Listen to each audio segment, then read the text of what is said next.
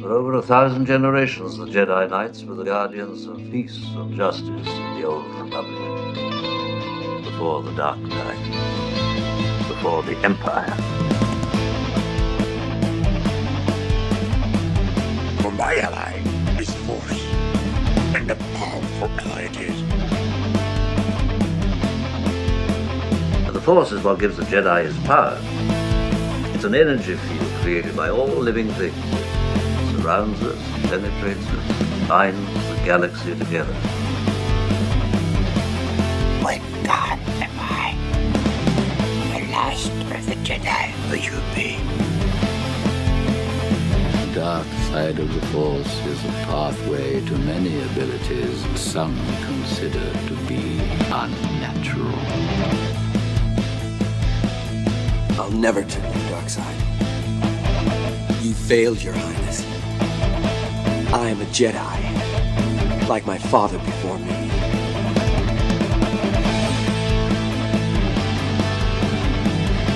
If you strike me down, I shall become more powerful than you can possibly imagine.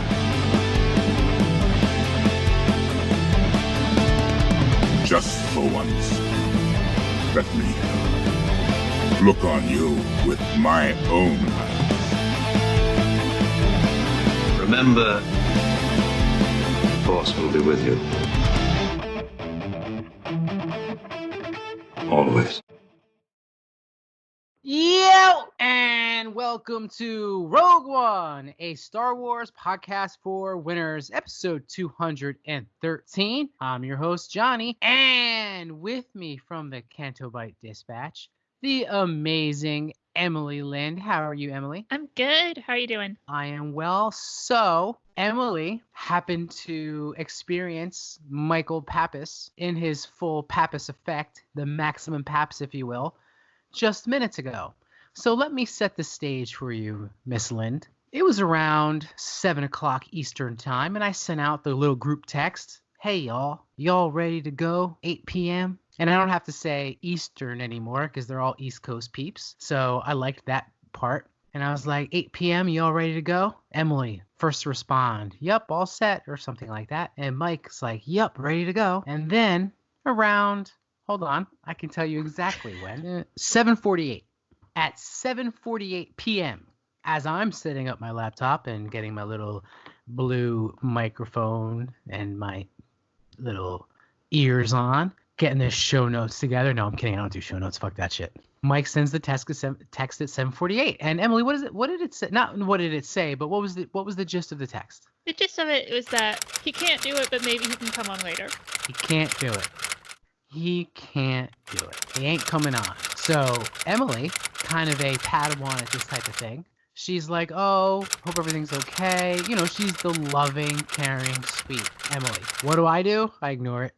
I'm like, I get these all the time from Mike. This is every week.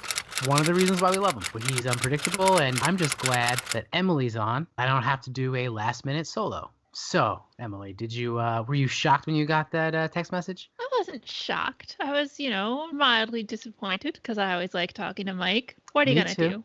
Well, you like talking to Mike so much. You got some interesting news to talk about? Yeah.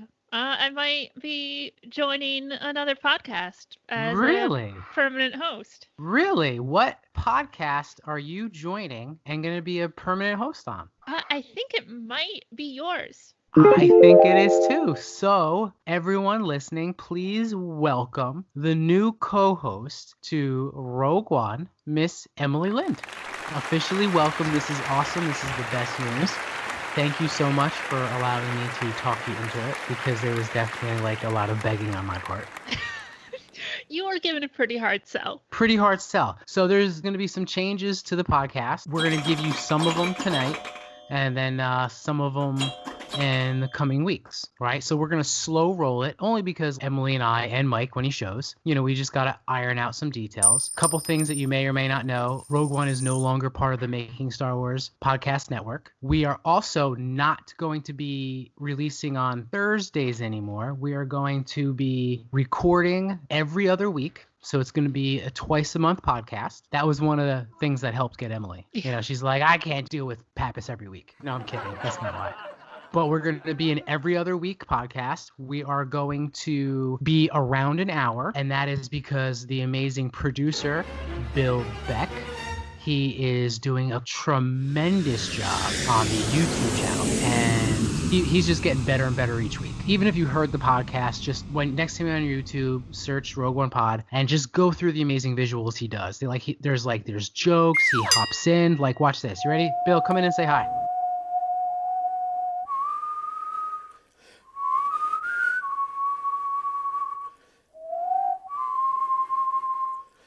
I love you. I know. See, and he probably said something funny, but I won't know until I watch it myself. He does like these amazing things. We're going to give him more time to do it. So now it's going to be even more amazing because he's going to have twice as long to do it, and we're not going to stress him out. There's also a couple other changes that we're definitely going to change. Some of the formatting, some of the styles, content, but we'll unload that as it goes. You'll know more next show. And again, next show will not be a week from today. It'll be 2 weeks from today. And Emily will be back because she's co-host. Lock it in. Chick, chick, chick, chick, chick, chick. That's me etching it in stone. Chick, chick, chick, chick, chick, chick, chick, chick. So I'm real excited. And in typical Pappas fashion, he's not here for her first show as an official host. Maybe that's a good way to start it. It makes sense. It's fitting. It's fitting. I mean, it's fitting. That's what it is. All right, so we have a tremendous amount of Star Wars news to cover today. So this is one of the shows that like I've been waiting to do. I binge watched Clone Wars this weekend. I started at episode 1 and I went all the way to episode 12. Emily, short. They're like 20 minutes long. Yeah, it's pretty breezy. Yeah. So let's start with a couple of the announcements. Taika Waititi, the amazing director-actor who did not just Jojo Rabbit? Jojo and the Rabbit? Jojo Rabbit. Jojo Rabbit, which he won an Oscar for writing. He's not just an actor, IG-11 in The Mandalorian, not just a director of an episode in The Mandalorian. Did he do 1 or 2? I forget. He definitely did 1. 1. Filoni did 2. Okay, and I guess everyone else did 1. But he made a name for himself, in my opinion, at least mainstream, is when he directed Thor Ragnarok. So good.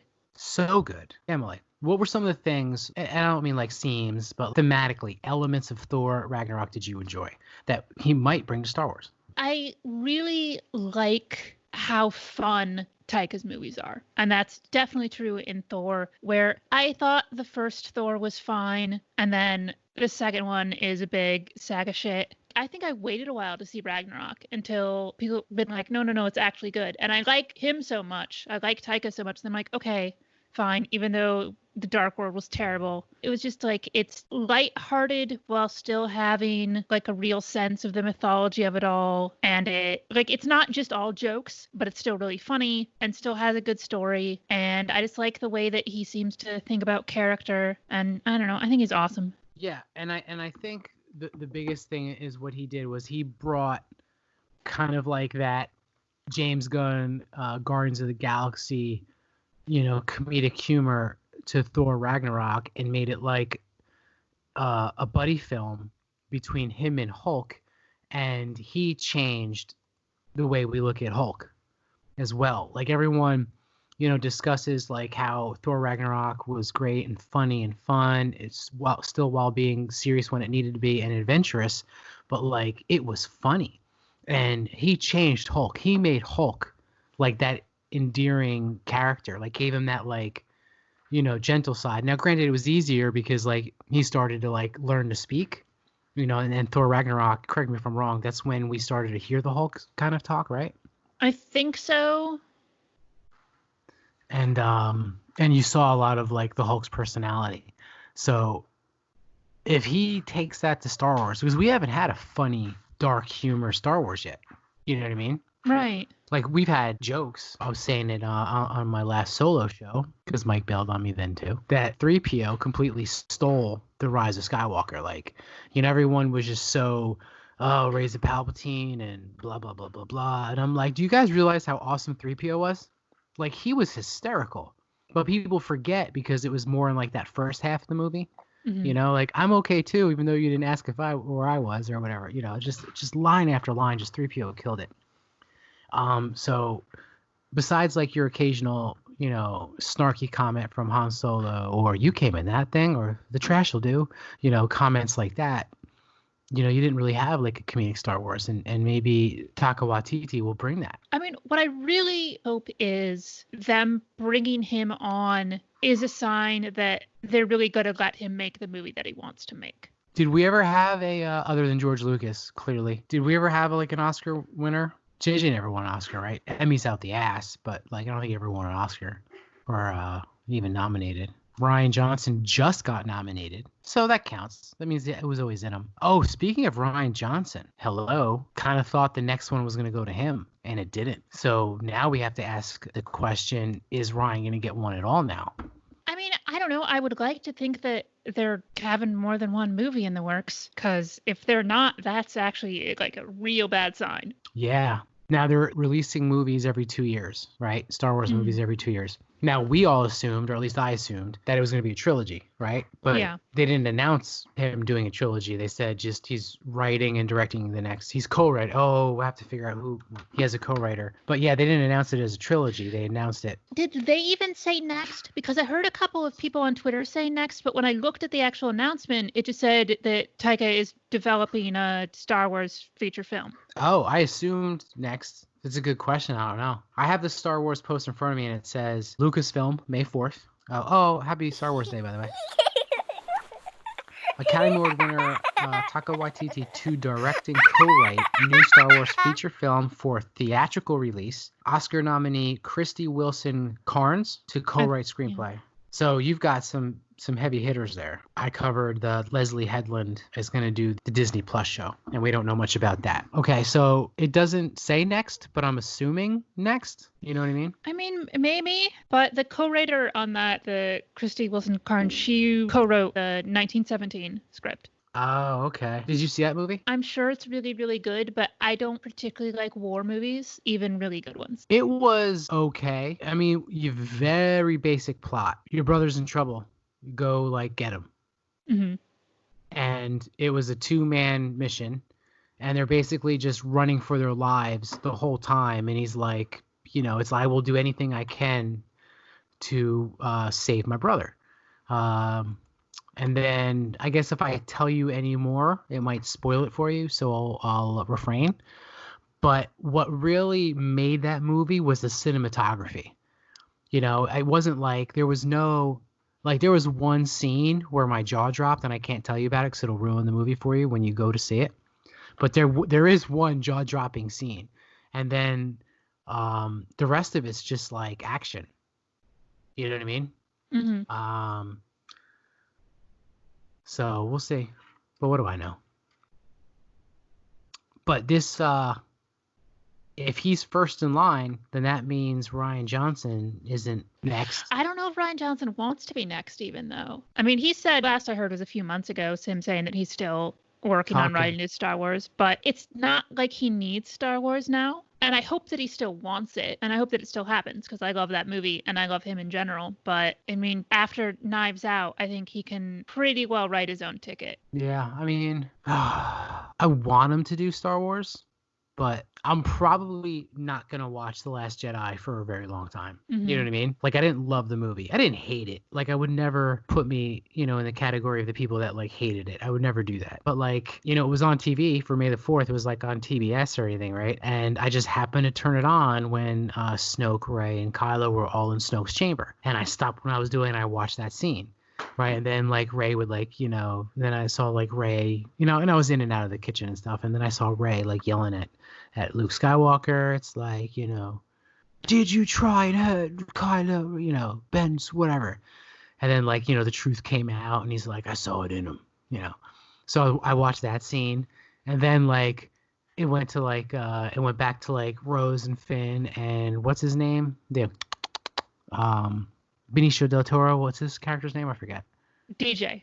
His name was something DJ? like that. It's initials or something. Yeah, don't join. Remember when everybody goes like doing that stupid fucking thing? So then it got to that stuff, and I was like, I'm out, and I turned it off, and I was like, oh, hopefully I'll come back in the kitchen when like he like kind of fights Luke Skywalker. I'll watch that scene. So that basically, to make a long story short, too late for that, right? I put it in the prequel category. Like there's parts of those movies I absolutely love, you know, and there's parts of those movies I just will not watch, and I'll flip the channel or I'll fast forward. I did this breakdown on Twitter like a couple weeks ago, but like The Phantom Menace, right? I love 33% of that movie. And the Clone Wars, when we get to that today, I absolutely love everything Darth Maul does. And I know it's like 6 minutes probably of that movie, but like love seeing Darth Maul in The Phantom Menace. So there's probably like a third of that movie I love. A third of that movie that I'm like, I'll watch it, but like I'm on my phone too. And a third of that movie I will fast forward. Attack of the Clones. Attack of the Clones is a little less. There's probably 20% of that movie that I will watch no matter what. 40% of that movie I will never watch again, like Padme and Anakin and just talking about sand and like, please talk to me. Is this torturing you? Whatever the line is, like, you know, say something. You know, I can't ever watch that again. And then parts where Obi-Wan Kenobi takes on Jango Fett, like I love it. I will watch it. I will watch Obi-Wan and Anakin take on Dooku, but I don't really enjoy the Yoda fight. I don't really like Yoda versus Dooku. I don't like seeing Yoda jump around and hop around like a little bunny rabbit on some type of Red Bull. And then Revenge of the Sith, like rock on. I don't think there's not much of that movie I don't like. Matter of fact, that's just a good film. Like I'll watch that film from start to finish. I love it. But it could be shorter, but I still like it. So now the Last Jedi is kind of in the category, with me at least, with The Phantom Menace and Attack of the Clones. Like, you know, there's parts that I love and there's parts that I don't. And The Last Jedi is in that category. And I've only seen The Rise of Skywalker about 4 or 5 times. But now that it's on Disney Plus, right after I bought the DVD, mind you, now that it's on Disney Plus, I'll watch it a few times. And then that's when you know what scenes that you really like, that you don't check your phone, that you don't fast forward. I don't know. Do you have a similar? Yeah, go ahead. No, because when I have that much of a movie that I don't like, if I don't like, and Johnny disappeared into his fake background, but when I have that much of a movie I don't like, I just don't watch that movie anymore. Yeah, so Britt mentioned that, right? You haven't seen the prequels in forever. I've seen 2 and 3. I watched maybe like 5 or 6 years ago because a podcast I listened to was talking about them and like did a commentary on one of them. So I watched it with that. But I don't think I've seen The Phantom Menace since it first came out, like on home release. Wow. Yeah. You need to watch it again. So I agree with Britt. Like, you got to watch it again. And like, there's going to be parts of that movie that you're going to love. You haven't seen Obi-Wan Kenobi, Qui-Gon Jinn, and Darth Maul fight in like forever? I might have seen that scene because, like, you know, like I would have seen like bits of it just like flipping around on cable or something like that. And that's like the true test. Flipping around, you're channel surfing, and you come to a scene, and you're like, ooh, and you keep it or you don't. Like, that is the true test. Like, that's the whole point of my, and sorry it was too long, my 6-minute monologue explanation. But like, that's basically where I'm at now. I love Star Wars? Yes, you know, but I can't watch every movie start to finish. I don't think it's how much of Star Wars you love. I think it's how much you love the Star Wars that you do love. That was deep. I don't know if it's deep, but that's really good. Like, I don't love all of Star Wars, and in fact, there's quite a bit of Star Wars that I absolutely dislike. Ooh, but let's talk about that. I mean, yes. Yes. Really? You want to talk about The Rise of Skywalker? Because I don't. Oh, we already did. Well, go ahead. But like the stuff that I do love, I really, really love. I absolutely adore The Last Jedi, and The Force Awakens I kind of have to go back to because so much of my love for that is wrapped up in all the nostalgia and how excited I was when that movie was coming out, that it's hard to really know how much I actually like that movie. And then like the original trilogy, fuck yeah, I'll put it on like anytime. Like, those movies are awesome. And don't get me wrong, like, I think there's even, like, you know, parts of A New Hope, I'm going to get a little bit bored, but I'll still watch that movie. Yeah, like, A New Hope starts slow. And I don't mean the opening scene. I mean, like, when you get to Tatooine, you're just kind of like, like, unfolding. And also, that's sort of Luke at his whiniest, and I don't have a lot of time for it. I don't have time for that shit. Uncle Owen, Luke.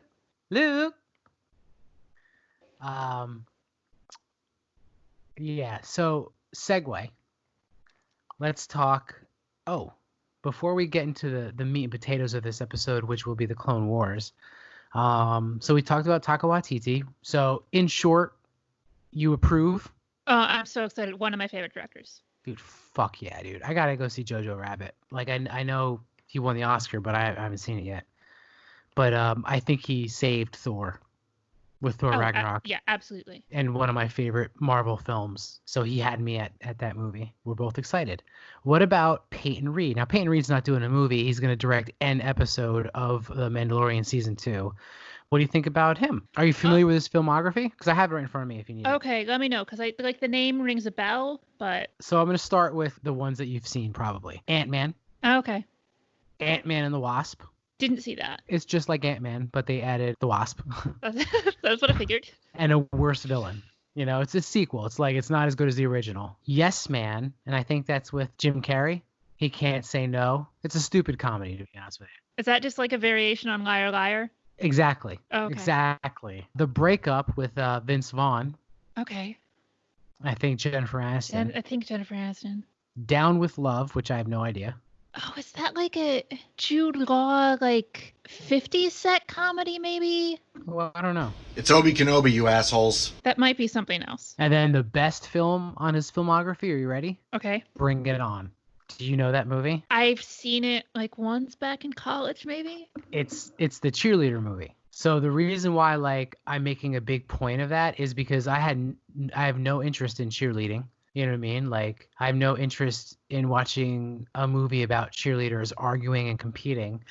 But the movie's so well done, like, you get sucked in. And then you realize at one point you're like, I'm watching this movie called Bring It On about, like, rival cheerleaders. And it's, like, funny. And I'm laughing. Yeah, no, it's good. Oh, and by the way, Down with Love is not Jude Law. It is, in fact, Obi-Wan himself. What'd I tell you? Obi Kenobi. Ewan McGregor. Oh, hello there.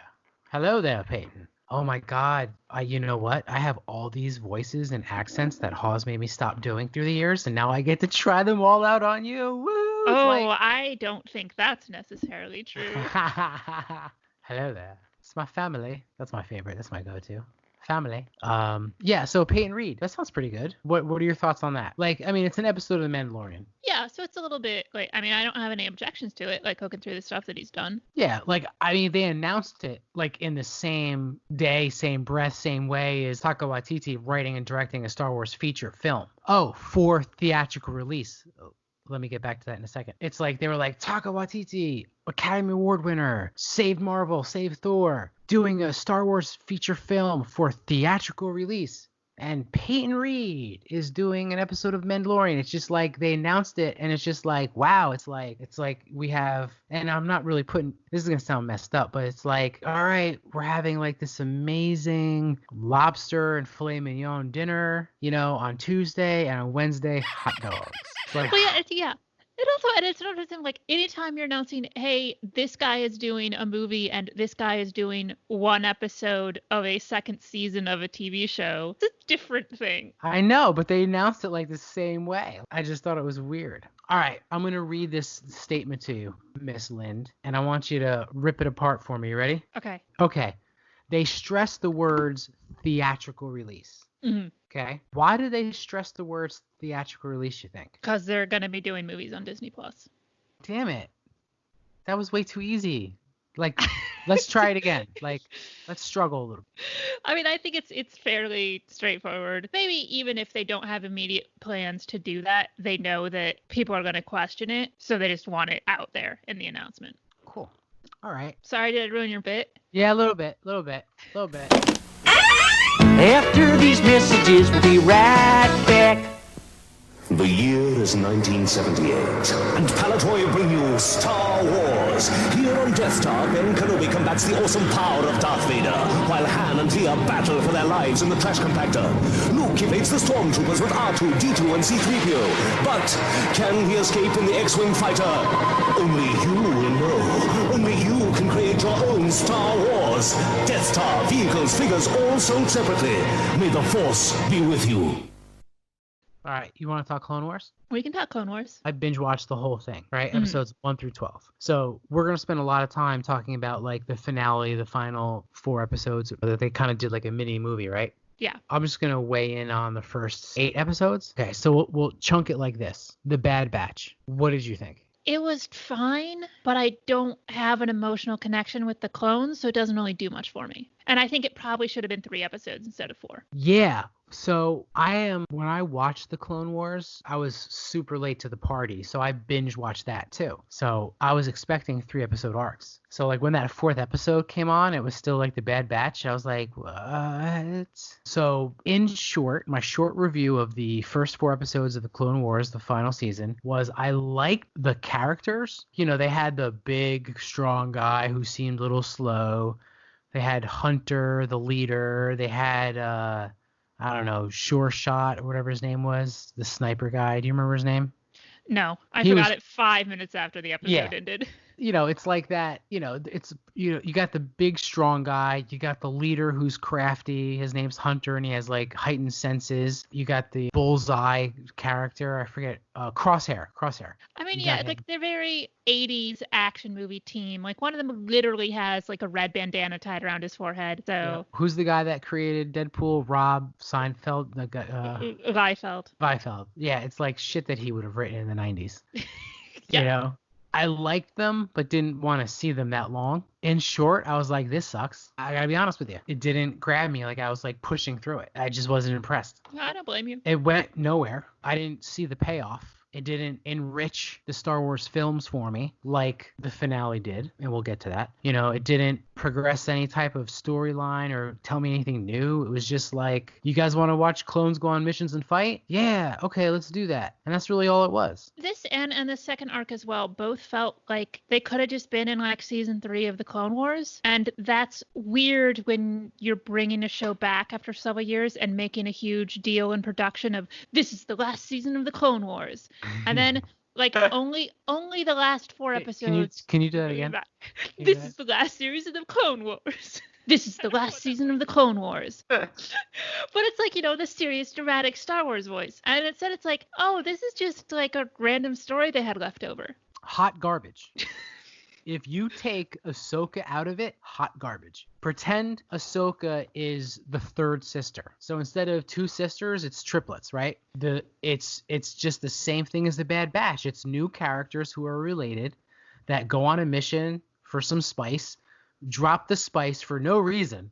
Still don't understand why she dropped the spice. It's lazy writing, basically. The entire conflict of that arc, because it's like it's written in such a way where the only way to justify it is having the characters do the stupidest thing possible at any moment. All 3 of them do it repeatedly with like no, okay, but here's what they were thinking and why they did it. It's just, oh no, that now Ahsoka's being an idiot. Now this character's being an idiot. Now it's the time for the other character to be an idiot. So frustrating. And I can't believe I'm going to say this, but remember when Ahsoka first met the pilot sister and she was getting her ass beat by the big dude? Mm-hmm. I had a problem with that on so many levels. Number one, you're watching this big muscular alien beat up a petite girl, right? That didn't look right. And then the fact that like this hero Jedi or ex-Jedi watched it happen. Like, I know she said stay out of it, but dude, she's getting her ass kicked. She wasn't winning. If she was like, stay out of it and whooped his ass, that's children television. Yeah. But she said, stay out of it and got her ass kicked. That's not good children television. Do you realize it was, what's that Quentin Tarantino movie? True Romance. Like, did you ever see True Romance? I know you saw True Romance. Okay, remember when she was getting her ass beat by Tony Soprano? It's a horrible scene to watch. Right. Fucking Disney Plus just gave that to you in cartoon form for 30 seconds.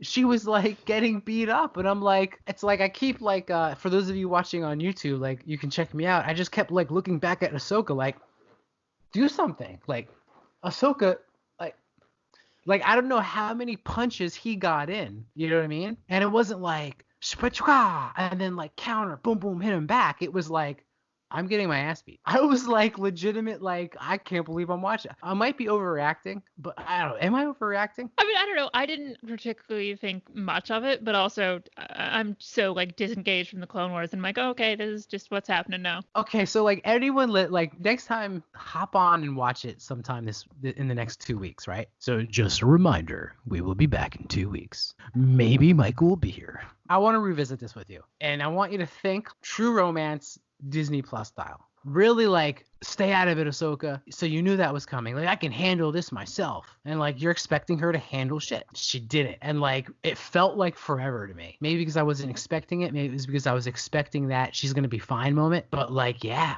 wasn't winning. And Ahsoka took way too long to help out. I was like, help out. That arc was piece of shit. Hot garbage, dude. So go ahead. You vent.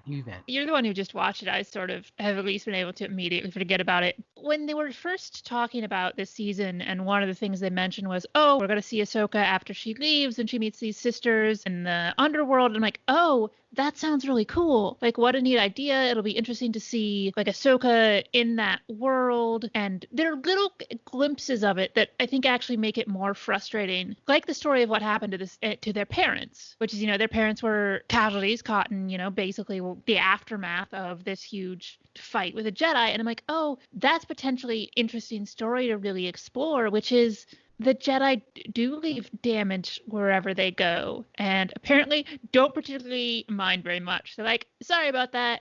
I guess you'll just do whatever it comes next, and then leave. It's like Age of Ultron. Yeah. Oh, I mean, Ultron. Age of Ultron is the crossover that you have written in your head. Yeah, thank you. That would be a good movie, though. I know Raj would like it. Raj from the Sith list. Cha-ching. But yeah, it's like, oh, you could have done something with that. And you could have seen what it's like for people who aren't up above on the planet, where there's basically police and law and money. Like, do that. Instead, you get this stupid spice storyline. And like, were they trying to be cute and like link like it to Solo 2? And they did do a callback later with Crimson Dawn was dropped. Like, were they trying to like link that in our minds? I think so, to the extent of that's what Star Wars always likes to do, even when there's, something more interesting they could be doing instead. Yeah. All right, you ready to talk about something good? Okay. All right, dude, those last 4 episodes were fucking sweet. They were. All right, I've done too much talking. Take it away. Because I'm not much of a Clone Wars fan, it was this weird thing where I go, this is really cool, and a bit of sag in the middle. And during the Siege of Mandalore stuff, like the Maul Ahsoka fights, I really liked. But the fights when you're on like planet side and you're seeing the Mandalorians versus the clones, I had a hell of a time following any of it. Like, until the end of the battle, I had no idea who was winning that battle at any particular point in time. I love, like, we'll just go over the place. Like, when one of the Mandos like said to Maul, like, come help or something, and he was like, nah, you're good. He's like, die well, Mandalorian. I'm like, that's my Maul. Yeah. That's my Maul. And I thought he was cool. I like that when we have Maul talking to Ahsoka, everything he's telling her is true. Yeah. I like that. I think it's a good idea to have your villains telling the truth. It's always a good call if you can get away with it. Except in Last Jedi. Liar. That was. Yeah, I mean, not, that's. Not to go off topic. But when I was on my island that Rey is somebody, and people were like, no, Rey's nobody. It's the theme of Star Wars. Ain't gonna be a Jedi. Kylo said it, and Sith don't lie. Nowhere in Star Wars did Sith ever tell a lie. They always tell the truth. And I'm like, fucking Kylo's lying, or he doesn't know. So sorry, I just had to get that in there.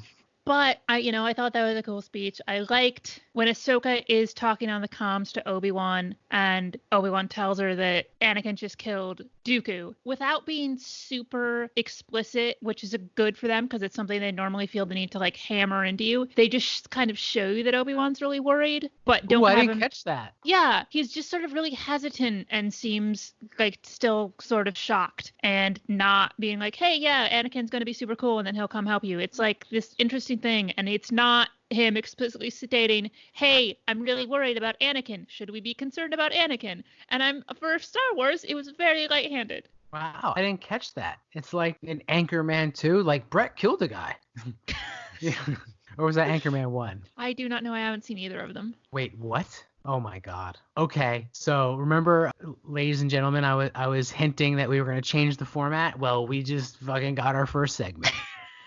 Holy shit. We are going to watch Anchorman together, full commentary. We'll split it up into we can do it in 4 half-hour spots so it's not overwhelming. Oh my Lord. Dude, you have no idea what San Diego means? I don't. Oh my God. I don't particularly like Will Ferrell much.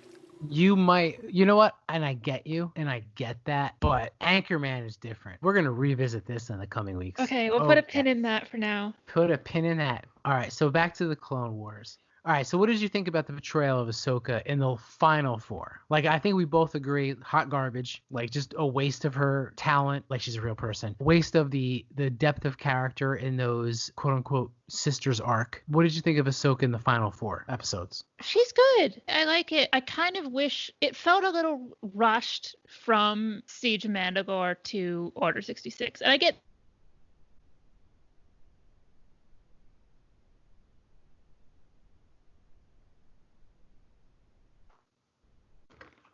Oh no, I think she froze. Did I lose Emily?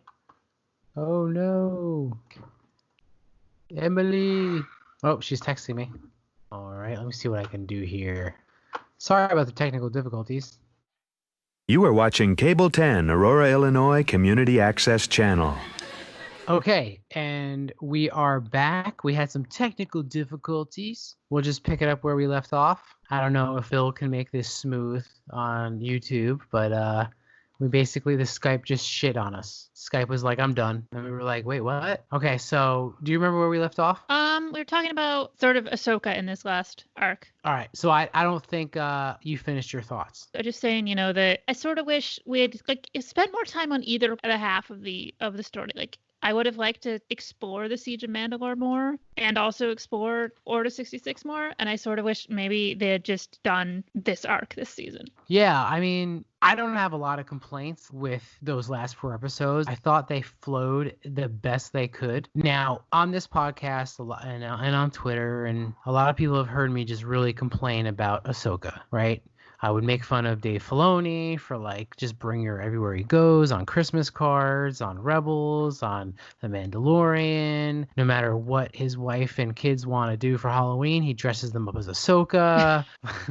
Just Ahsoka this, Ahsoka that. However, this is the Ahsoka I love. I like the Padawan young Ahsoka. Little angst, little teenage angst, if you will, like Rebel without a lightsaber. You know what I mean? Oh, I can feel Bill Beck right now doing a James Dean Rebel Without a Cause image right now. I kind of feel it in my head. There it is. See, this is fun.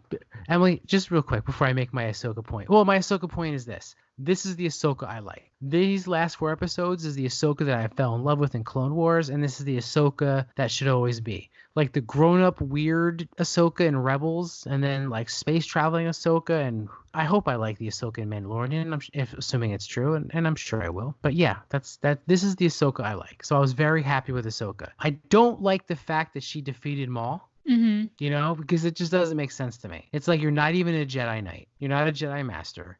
Maul killed Qui-Gon, gave Obi-Wan everything he can handle, cheated death, because that's what the Sith do. That part I didn't like. Maul would have, come on, it's Maul. What did you think about that? It didn't bother me, but I didn't particularly care. I think they just really wanted a way to get Maul on the ship for that last episode so she can set him free.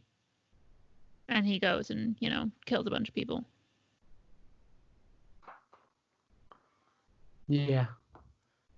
I did like that a lot. I have to do. And I gotta say, the last moment, I really like when we see Ahsoka in the cloak and everything, putting down her lightsaber and seeing all the helmets arranged. Were you almost expecting it to sink into the sand like Rey? I didn't know. I did not even think about that. I was waiting for it. I was like, sink, bitch. Sink that fucking lightsaber. Oh, by the way, just for the record, I was calling the lightsaber a bitch. Remember, I'm from Jersey. That's what we do in Jersey. Everything's a bitch. Drink that bitch. So, I was like, sink that bitch in the sand. You know what I mean? Come on, sink. And it never did. Oh, go ahead. And I'd like to get your opinion on this. I kind of wish it hadn't then transitioned into Vader. And I get what they were going for there with him picking up the lightsaber and the Vader, the Anakin Ahsoka connection.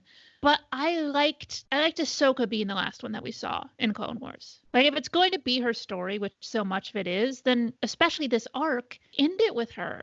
I didn't think about it, but it makes sense. But I'm not going to lie to you and say I didn't fucking get jazz seeing Vader. If I could divorce it from that, like, I think it's a really cool scene. And I do like the very, very last shot of just the close up on the helmet, like the clone helmet is great because it's like they're whatever Order 66 happened, like the clones are still a real victim here, not just of this, but of like the entire Clone Wars and sort of the tragedy of the clones. And so I think that's really cool. But I'm just like, when I saw Vader, I'm like, oh, but this story is Ahsoka's story. You're not wrong. I agree. I mean, especially like, wow, are we really saying to Dave Filoni you didn't have enough Ahsoka at the end there? Like, what I would just say, like, it seemed so out of place considering like everything. I get that it's Star Wars and they want to stick in Vader whenever they can stick in Vader, but you had this beautiful moment with Ahsoka that seemed like, oh, that's the end, and then nope, here's one more scene. Fucking great scene though. Cool scene. Do you think it's Hoth? I don't know. I would like to think that not everything with snow is immediately Hoth, because that's some dumbass shit. But it's hard to not think Hoth when you see it in Star Wars. I have a Hoth theory. Hoth didn't like it. Run it by you. Okay. So clearly, when Ahsoka, dropped her lightsaber, there was no snow, right? And it's referred to in Empire as the ice planet Hoth, right? Or like in packaging, whatever. It's in my mind somewhere. So maybe Hoth went through like an ice age in that short time between Ahsoka dropping her lightsaber and the Rebel base being there. And maybe that's why, now I'm rolling with it. And maybe that's why the Rebels chose that, because everyone in the universe took that planet for dead. Like no one could live there, so it would be the safest place for a Rebel base. Just what do you think? So what the hell happened to Hoth in like 15 years? Well, what happened to Earth? Like an asteroid hit it, global warming, black out the sun, gets cold as shit, polar ice caps. I don't know. We've had an ice age several times. I mean, 15 years is pretty fucking quick for an ice age to happen. An ice age would happen almost immediately. You black out the sun, it gets pretty cold quick. It would happen relatively quick. So Michael Bay taught me in Armageddon that if an asteroid, completely 100% scientific fact. Listen, Billy Bob Thornton was very convincing. So if an asteroid the size of Texas hit Earth, it would be a global killer, right? Black out the sun, dead. Right? And that would happen immediately. And then it would get cold and cold and cold and ice cold. And we have our planet is 75% water, so that would turn ice. So I guess what I'm trying to say is, although I don't know how much time it would take to go from like an Earth to an ice planet, but like I know 15 years is plenty of time. I bet you it would take months, maybe months to a year. So do you think like the Wampa just happened to be perfectly evolved to survive the ice age? On a formerly not nice planet? That's a good point. So even though I feel a planet can definitely become an ice cube in weeks to months, no, I don't think like an amoeba can evolve to a Wampa in 15 years. No, that's millions of years of growing and changing and Darwinism, if you will. Yeah, that's a good point. But then again, the Wampa, we see it as like a snow bear monster, right? But if you look at Attack of the Clones, in the desert planet of whatever it was. What was the arena in Attack of the Clones? I am the wrong person to ask. Starts with a C, I think. It's not Coruscant. All right, forget it. Not important. But, all right, so do you remember like the gladiator type Coliseum they were in? Yes. Okay, that was like sand. Like, remember when Padme fell like 7,000 feet out of like the ship and she just rolled 3 times in the sand? Remember? That's my worst part of her. That's like a planet of just like hot, like Tatooine, right? But when they were fighting the animals, there was like an animal in the arena Coliseum that didn't look like it would be indigenous to like a desert planet. So Star Wars has broken that rule before. So there's a possibility. I took a long time to say this. Star Wars takes liberties with stuff like that. And maybe we could have had, you know what? I'm just going to shut up. Well, it could be. I don't like your theory, but it could be. I mean, not all of Earth is ice. But we still have places that are icy and animals that live there. So maybe the Wampa was like a polar bear where it like lived up on, the icy part of Hoth. And then once all of Hoth is the icy part of Hoth, then the Wampa's like, fuck, man, now I can just go anywhere I want. There you go. Fucking Pangea land bridge that shit. That's what I like to hear. Thank you for saving my theory. And can we all be like real for a second? You take away the Wampa's teeth and claws, and like, dude, is that thing not adorable or what? It's the Bumble from the Rudolph the Red-Nosed Reindeer special. You're right. Oh my god. I always wanted to get a big fluffy white dog and call him Wampa. Aw, Dude, for real, is that not like a legit Star Wars dog name? that's a good Star Wars dog name. Wampa, but it's gotta be like all white, right? Like a white dog or mostly white. Wampa, come here, Wampa. I need a dog. I miss Chewbacca and Leia. Oh, I know. Hi, welcome to Rogue One, where Johnny gets sad about his dogs frequently. they were good dogs. Oh, they were a great dog. Oh, so good. All right, what else did you? Oh, I was kissing the dog memory, not like making googly eyes at Emily. Just sorry about that, Emily. That was for my doggies. See, like Mike and Hawes like knew that stuff. You know, I think maybe episode 3, Hawes was like, "Did you just blow kisses at me, bro?" And I'm like, "No, man, I was at my dog. Unless you liked it, you know." You would totally blow kisses at Hawes. Absolutely. I just want to get up all in that beard. Now I see like a small picture of me entering Hawes's beard. Great. Thank you, Bill Beck. Have you tried it yet, Emily? Have you tried to summon Bill Beck's powers to like make it appear on YouTube? You want to try it now? I don't have anything that I'm thinking of, so. Anything. Like you can say fucking milkshake and watch this. Milkshake, Bill Beck. I mean, let's be honest, like, what's the first thing I'm going to be summoning is summoning Ben Mendelsohn. So make that happen. Go right here. And there is Ben Mendelsohn. Probably is Krennic. Probably. I'll take any flavor I can get, but yeah, probably. Is there like shirtless images of Ben Mendelsohn out there? There's some. He's not like done a ton of that.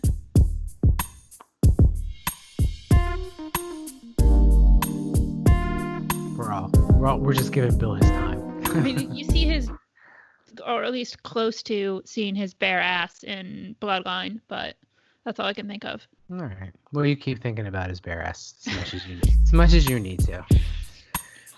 We should probably get back to the Clone Wars sometime. So yeah, I gotta watch it again and check and see that moment for Obi-Wan. Kind of like, dude, he fucking killed Dooku.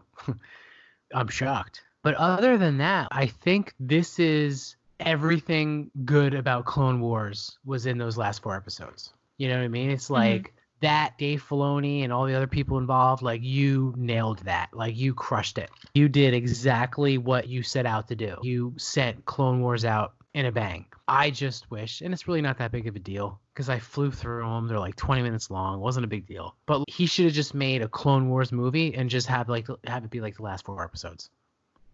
Yeah, maybe. Because I saw someone on Twitter, or I saw something, and it said, and I was right around episode 6 or 7, and I was like, wow, like this sucks. Like this is not good. I'm reading everyone loving the Clone Wars. Like it's okay. And then obviously me being behind, people saw, you know, the final 4 episodes and they saw the finale, and someone said, so you still think those first episodes were just filler? So I was waiting as I was watching the final 4 episodes for the sisters to come flying out of nowhere to save the day, or, you know, maybe the Bad Batch to come and save somebody. Like I was waiting for it to tie together somehow, and it never did. So I was like, yeah, person who sent that out or meme or whatever, it was filler. Like it didn't pay off. And maybe it was just someone's one careless tweet or a tweet that I didn't understand or misread. But when someone says still think those, that's what it was. It was a Dave Filoni meme with like a little smirk, like,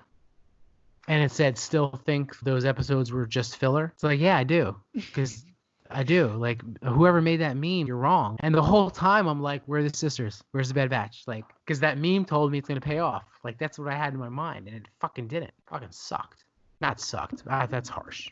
But I will say this. A couple people who love Ahsoka, like Fernando. You know Fernando. Mm-hmm. Do. He loves Ahsoka. And he was just like, ugh. He didn't really like those episodes. Ray. Did you ever meet Ray? No, Ray never made it out when we went out. Ray is awesome. I was introduced to Ray through Mike, and he loves Ahsoka. So I was behind, you know, again, I binged. But he would give me updates. He goes, this sucks.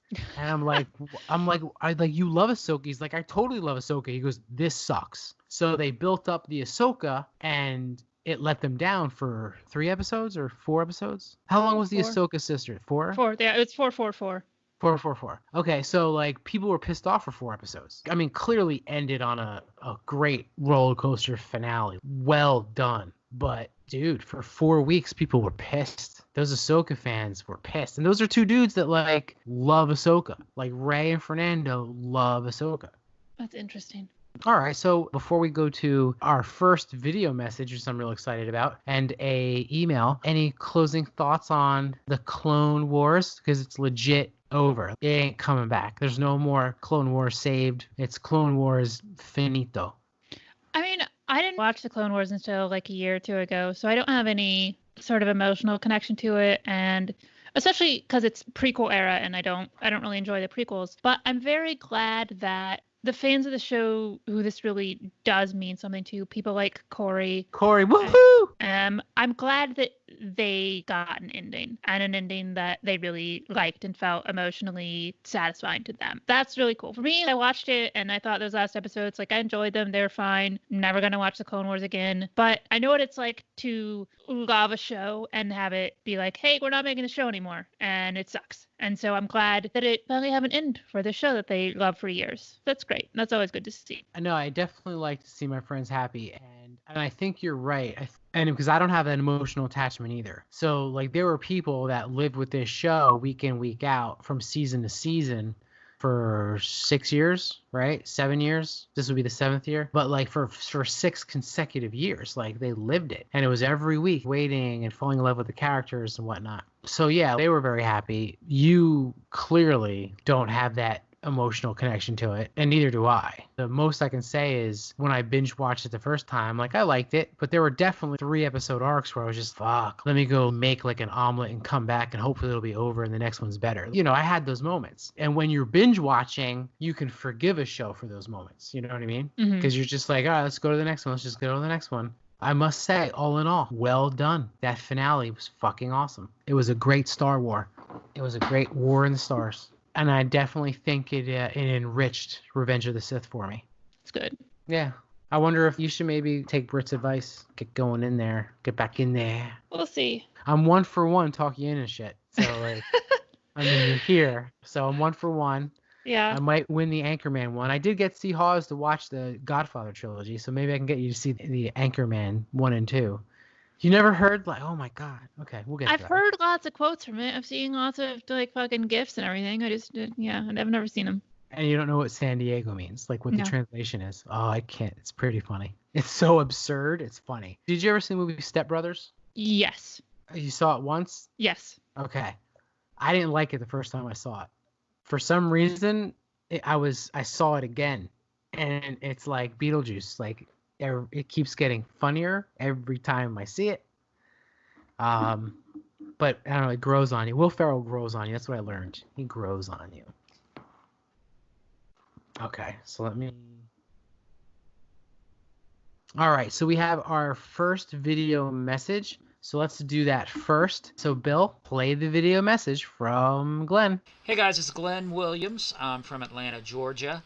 I help run the Georgia Alliance of Star Wars Collectors. It's a Facebook collectors club. We started about 3 years ago. We have about 600 members. About 50 to 100 of them are currently active. And some of those guys, we started a podcast called Smuggler's Galaxy, focusing on the collecting aspect of Star Wars. Anyway, that being said, just curious, what other toy lines do you guys collect other than Star Wars? I know I've heard you guys mention G1 Transformers before, but I'm just curious what else y'all collect. Anyway, y'all have a great day. May the Force be with you.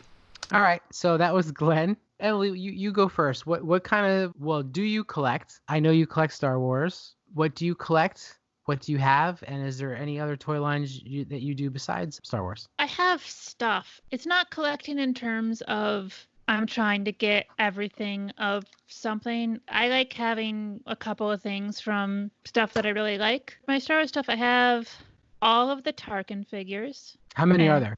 There were 7 or 8 of like just the, like the standard action figures. Mm-hmm. And then I have the hot toy and I have the weird, you'll see this on the YouTube, but for the podcast, it's sort of like the 12-inch, like kind of like Barbie doll scale Oh, I've never one. seen that before. Yeah, he came packaged with, I think, with a stormtrooper. And then I have some Lego ones and just some other assorted things. Like, they make Star Wars marbles. Oh. And so I have a little Tarkin A New Hope marble.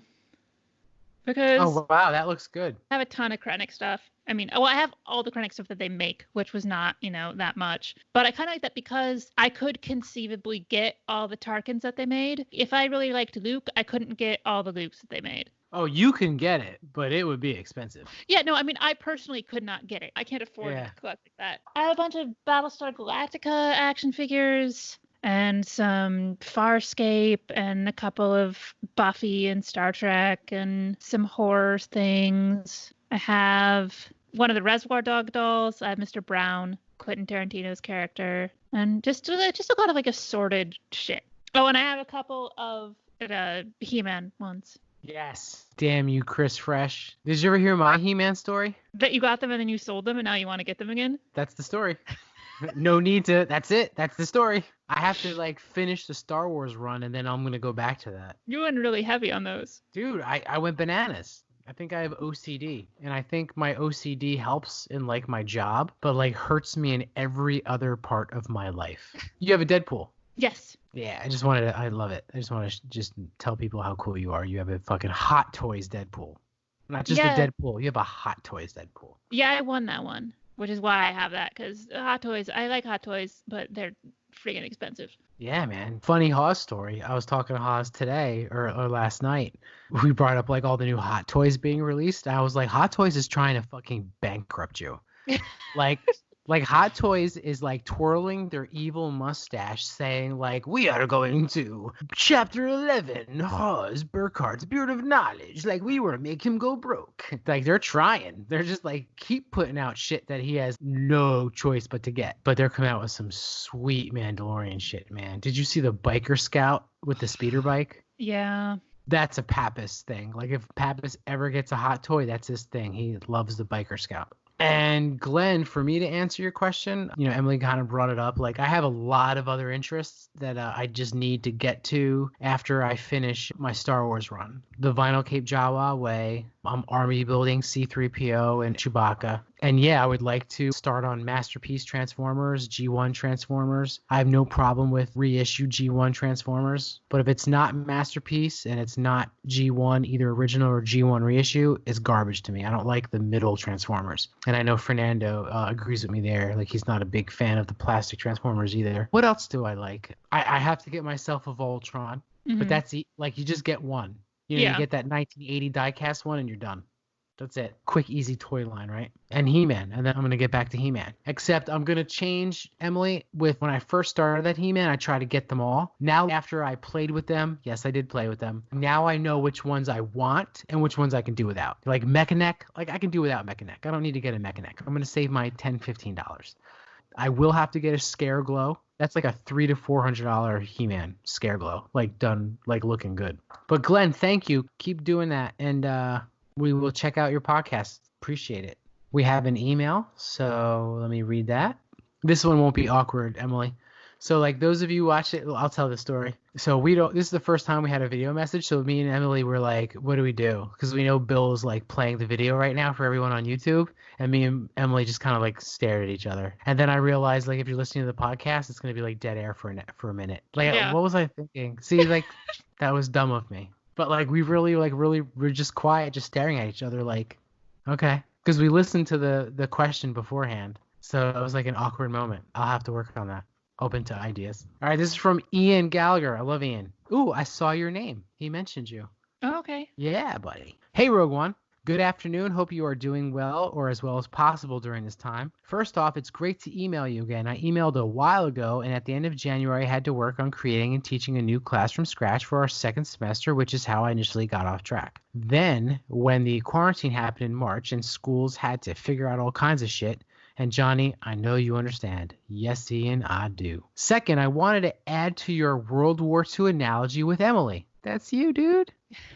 He didn't even know you're on the team now. And he still mentioned you. That's fate. I actually am on a World War II kick right now. Not only did Nazis keep fighting after Hitler died, They didn't stop until they signed a surrender to both the United States and English forces and the Soviets. Same thing happened with Imperial Japan too, but way more drastic. There were imperial holdouts of the war well into the 1970s. So that means like 30 years of like, nah, dude, I'm still fucking mean and shit and a bad guy. All right, circling back to the original point of all this, it is definitely plausible in any scenario that holdouts still exist from the Empire. They don't know of the fall of the Emperor, or they take a more vigilante approach and fight until their death or they're stopped. Also, it's important to note that the Empire had a Plan B and C, as we were informed in Battlefront 2.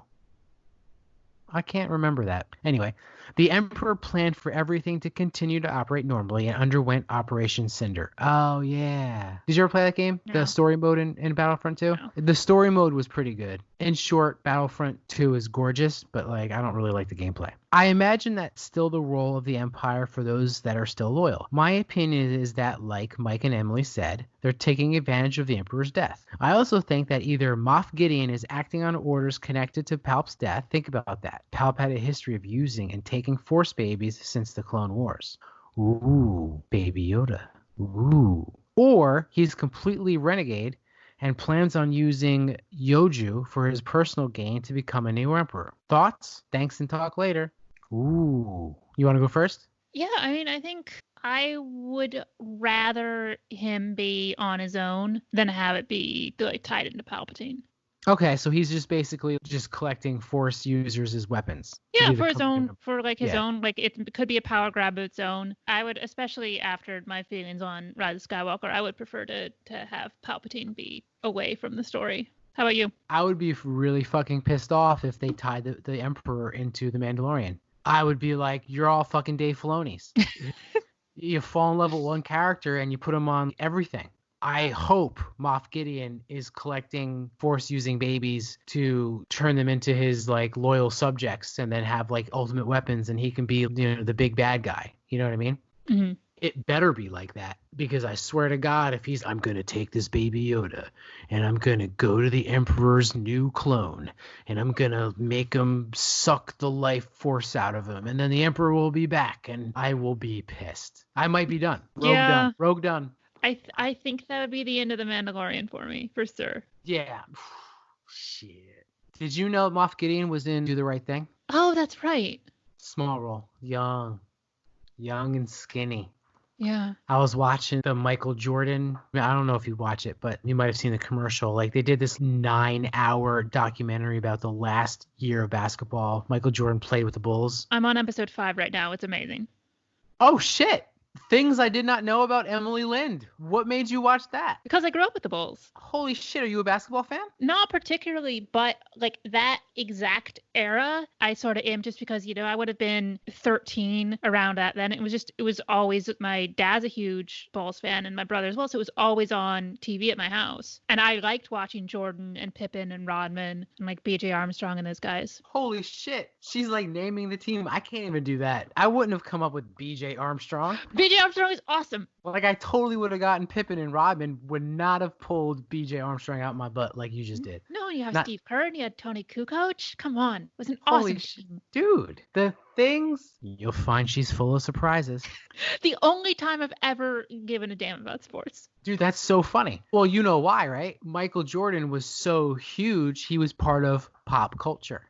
There you go. See what I did there? I did. And soon you will too. Michael Jordan was pop culture. He was pop culture. Spike Lee was making his fucking sneaker commercials. He was Gatorade. He was McDonald's. Clearly he was Nike, right? That goes without saying. And then that documentary is fascinating. It just keeps getting better and better, Emily. Oh, so good. And the reason why I bring it up is because whatever episode I just got done watching, they talk about Spike Lee and you see Do the Right Thing and they play a clip. And I'm like, holy shit, it's fucking Moff Gideon. Young and skinny as hell.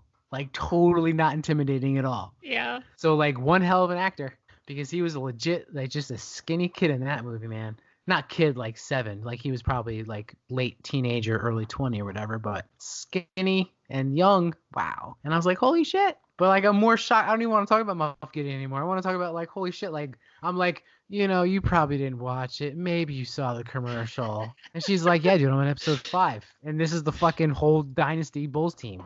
Damn, you just dropped that shit on me out of nowhere. That's like you like picking up like 2 needles and some yarn, and I'm like, bro, you're gonna crochet? Like, let me show you the steps, which won't happen. I'm very impressed. That was really an awesome moment. All right, I think that's it. We went a little long today because we had some technical difficulties. Again, we're going to try and keep it to an hour, so Bill's going to be a little mad at me.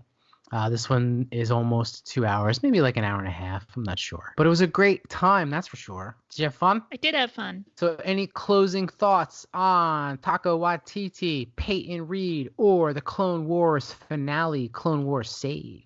Taika Waititi is what I'm excited about right now. That's my Star Wars happy place for the next probably while until we get some more Star Wars news. That'll keep me going for a while. That is huge. That is huge. All right. Well, then that is it.